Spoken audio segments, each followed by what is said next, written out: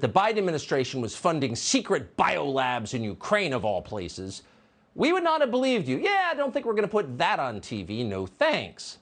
Then if you told us that not only did the administration fund these secret biolabs in Ukraine, but that they then failed to secure the deadly contents of those labs before the Russian invasion, an invasion they knew was coming, an invasion they helped encourage, if you had told us that 4 days ago, we would have dismissed you as a nut.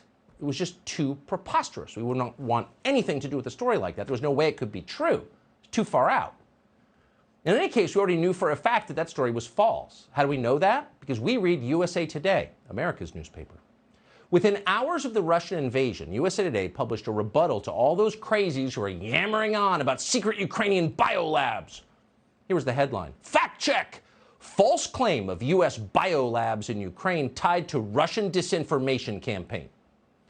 So if you look carefully at the story, and we did, because we were interested, you notice that this fact check was sourced to Ukrainian government unnamed officials and then Biden State Department officials. So these were not exactly objective sources on this subject, but still, the story seemed definitive. It was totally emphatic. Quote, Russia has teamed up with China to further amplify the false claim of U.S. labs in Ukraine. Okay, USA Today says it's Russian disinformation. Maybe it is. On to the next story. But the fact checks didn't stop. That was weird. We kept seeing the same fact check again and again. It was almost like, despite endless official clarifications, some people refused to believe the Biden administration. They preferred Russian propaganda instead. And we assume they must be QAnon members. We assume that because Foreign Policy magazine told us that. According to Foreign Policy, QAnon, whatever that is, was frantically disseminating, quote, false claims of U.S. biowarfare labs in Ukraine. Those labs obviously didn't exist. It was all just another lie from the Russians, who lie for a living. Then the European Union weighed in, throwing its credibility behind the same claim. These are conspiracy theories, the EU told us. They're lies spread by Putin. An EU spokesman then reminded us that, quote, the credibility of information provided by the Kremlin is in general very doubtful and low. And that was good to know. Quote, Russian disinformation has a track record of promoting manipulative narratives about biological weapons and alleged secret labs. Yeah, we're not going to do a segment about secret labs in Ukraine. The last thing we want to do on this show is traffic in Russian disinformation spread by QAnon, so we took a pass on that story. And that's where things stood until yesterday, when we happened to tune in to a hearing of the Senate Foreign Relations Committee. Toria Nuland was testifying, so we were interested. Nuland's one of the people who brought us the Iraq War, never apologized for that, and kept getting promoted, because that's how D.C. works. Toria Nuland is now Joe Biden's Undersecretary of State in charge of Ukraine, and she knows a lot about Ukraine. In 2014, Toria Nuland engineered a coup in Ukraine, in the name of democracy, of course. So she is a highly informed source about Ukraine. So she was having this colloquy with Senator Marco Rubio of Florida during her testimony. And at one point, Rubio took a tack that we were not expecting at all. He asked Nuland if Ukraine had biological weapons. We never imagined Ukraine would have biological weapons. Why would Ukraine have bioweapons? So it seemed like a pretty strange question. But it wasn't half as shocking as the answer he got. Watch what Toria Nuland said. Does Ukraine have chemical or biological weapons? Ukraine has biological research facilities, which, in fact, we are now quite concerned Russian forces may be seeking to gain control of. So we are working with the Ukrainians on how they can prevent any of those research materials from falling into the hands of Russian forces should they approach. Oh. Does Ukraine have biological weapons? Ukraine has biological research facilities. What? You mean secret biolabs? Like the secret biolabs Ukraine definitely doesn't have? Ukraine has those? Yes, it does. And not only does Ukraine have secret biolabs, Toria Nuland said, whatever they're doing in those labs is so dangerous and so scary that she is, quote, quite concerned that the so-called research material inside those biolabs might fall into the hands of Russian forces. Trying not to use profanity on the air to describe our reaction, our jaws drop. Let's leave it there. Under oath in an open committee hearing, Toria Nuland just confirmed that the Russian disinformation they've been telling us for days is a lie and a conspiracy theory and crazy and immoral to believe is in fact totally and completely true. Whoa. You don't hear things like that every day in Washington. Talk about a showstopper. And a dozen questions instantly jump to mind. What exactly are they doing in these secret Ukrainian biolabs? Ukraine is the poorest country in Europe. It's hardly a hotbed of biomedical research. We're assuming these weren't pharmaceutical labs, probably not developing new leukemia drugs. From your answer, Toria Nuland, we would assume, because you all but said it, that there is a military application to this research, that they were working on bioweapons. Again, your answer suggests that. Why would we fund something like that in Ukraine? And why didn't you secure the contents of these biolabs before the Russians arrived, as you knew they would? And then why did you go out of your way to lie to the American public about all of this? If the, quote, research materials in these labs were to escape somehow, and you seem very concerned about that, what would be the effect on Ukraine and then on the rest of the world? How can we prepare for the consequences of that, this thing that you're worried about? Shouldn't we be preparing? Because as it turns out, we've just spent the last 2 years living with a pathogen that began in another foreign biolab funded by the United States government secretly. So this question is on our mind. It seems fair. Now, that's some of what we would have asked if we were U.S. senators, which we're not. Yes, there's a time limit be damned, because this is kind of important. But Rubio did not ask those questions. Instead, he changed the subject and told us, once again, that Vladimir Putin is bad. Watch. If there's a biological or chemical weapon incident or attack inside of Ukraine, is there any doubt in your mind that 100% it would be the Russians that would be behind it? There is no doubt in my mind, Senator, and it is classic Russian technique to blame on the other guy what they're planning to do themselves. Okay, just get a pen. It's a classic Russian technique to blame on the other guy what they are planning to do themselves. That's what Toria Nuland said. We almost laughed out loud. So what you're saying, Toria Nuland, if, for example, you were funding secret biolabs in Ukraine but wanted to hide that fact from the people who are paying for it, in whose name you were doing it, then you might lie about it by claiming the Russians were lying about it. In other words, you might mount a disinformation campaign by claiming the other guy was mounting a disinformation campaign. Is that what you're saying, Toria Nuland? It's pretty funny. What's not funny is that this is all entirely real. We invited Marco Rubio on this show tonight to tell us what he knows about these biolabs. He declined to come. That invitation remains open. In the meantime, let's review what little we do know about this. We're going to start with a spokesman for the Russian Defense Ministry on Sunday. Now, we would never do this. We never played anything like this on the show before because, of course, we're Americans and we want to know what's going on. We ask our own officials, the people we elect and whose salaries we pay, because it's our country. We don't go to foreign sources because we trust our own sources first.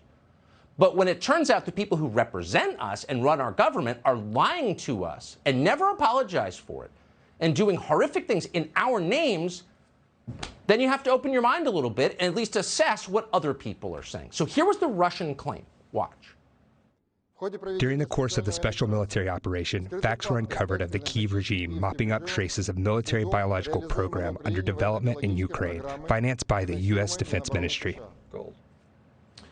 Okay, so that apparently, we hadn't seen that until this afternoon we started poking around. That may have been the root of the conspiracy theories that the fact checks told us were Russian disinformation. Let's quote it.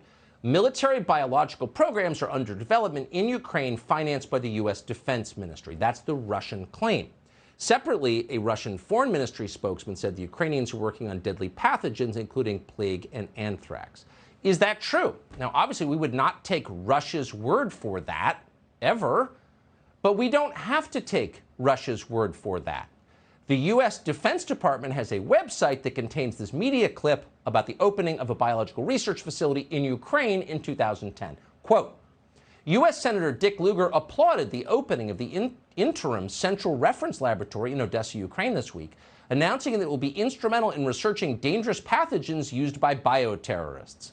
The Level 3 Biosafety Lab will be used to study anthrax, tularemia, and Q fever, as well as other dangerous pathogens. Oh, okay.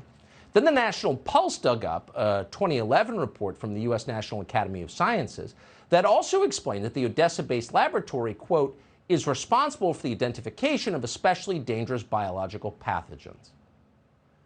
So what we're doing, this is not the first time you've heard this story, we are funding the creation of deadly pathogens so we can study them and prevent people from getting infected with them, maybe? There are lots of examples of this. The U.S. Embassy in Ukraine has a handy webpage explaining that American and Ukrainian scientists have worked on a whole bunch of different experiments like this. Some of the projects include work on African swine fever virus, hemorrhagic fever virus, and various avian respiratory viruses. The interesting thing, the telling thing, is that the U.S. Embassy's website also contains links to fact sheets about America's support for biological research in Ukraine, but all those links are now dead. That's weird. It's our government. We pay for it. Again, they're there in our name, in the name of American citizens, but we can no longer read their webpage? How does that work exactly? They have no right to lie to us. The webpage is archived, thankfully, and the fact sheets show Defense Department funding to laboratories in Ukraine. So that looks like proof. It's not Russian disinformation. It's totally real. Sorry, USA Today, America's newspaper. It's real. You can look it up on the internet if you want. In the face of that evidence, the Pentagon is still lying about it. And in fact, they're repeating the same unbelievably stupid and now thoroughly discredited lies the fact checkers have told for weeks now. Here's the spokesman for the Pentagon, John Kirby, today. The Russian accusations are absurd. They're laughable. And, you know, in the words of my Irish Catholic grandfather, a bunch of malarkey. There's nothing to it. It's classic Russian propaganda. And I wouldn't, if I were you, I wouldn't give it a drop of ink worth paying attention to.